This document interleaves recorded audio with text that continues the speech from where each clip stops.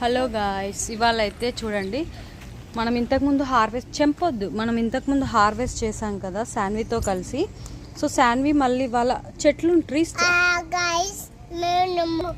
So మేము beans, tomatoes and మిరపకాయలు అన్నీ వేసాం కదా.